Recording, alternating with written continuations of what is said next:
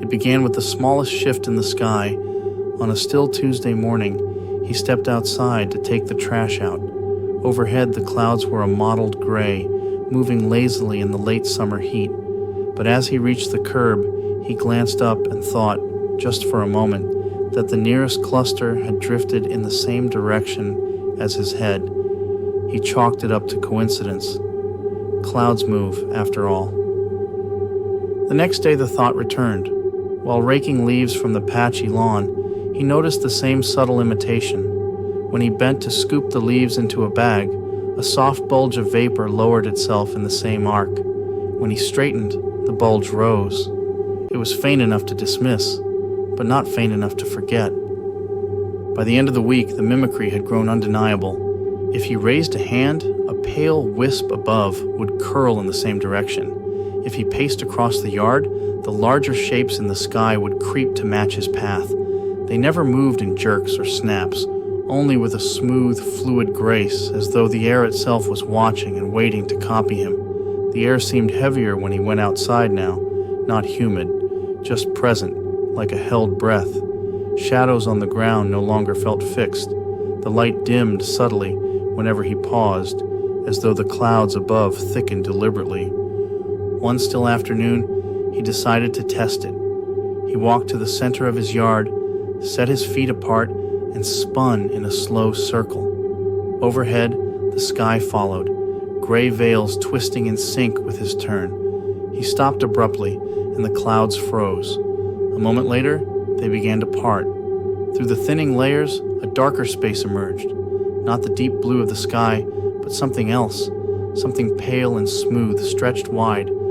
Two vast circular hollows opened within it, darker than shadow, yet somehow bright around the edges.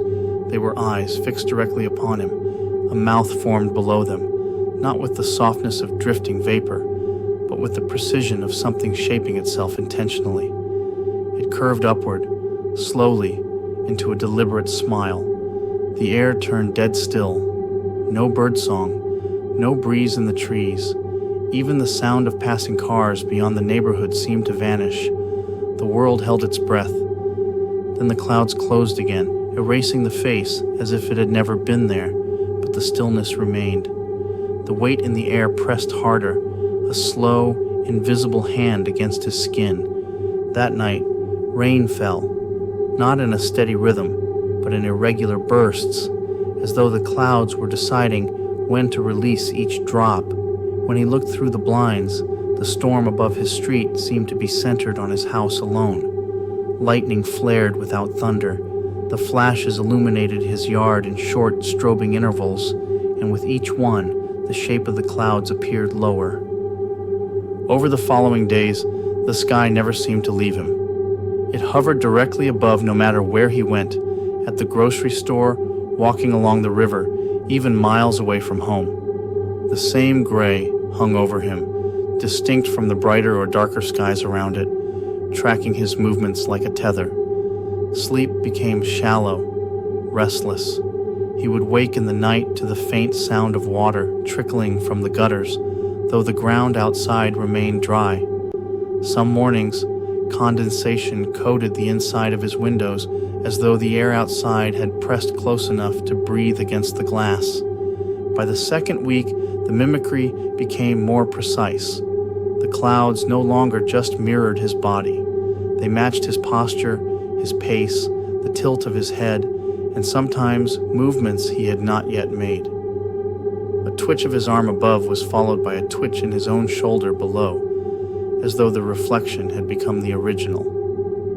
On the 15th day, the face returned. The sky parted, not gradually this time, but suddenly, like curtains pulled back. The pale expanse loomed closer, the eyes sharper and more defined, the smile broader. The mouth opened wide enough for its edges to vanish behind the horizon. From within, there came a sound. Not thunder, not wind, but something low and resonant, vibrating through the ground. The windows rattled. The trees swayed, though the air remained still. The sound swelled until it was inside his chest, in his bones. His vision narrowed. The gray above seemed to sink lower and lower until it was no longer clouds at all. but a presence, solid and vast, pressing down, covering everything.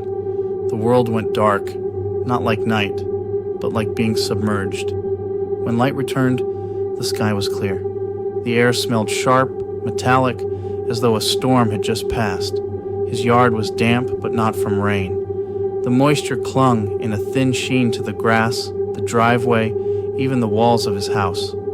Overhead, a small cluster of clouds drifted lazily toward the horizon. They did not look back.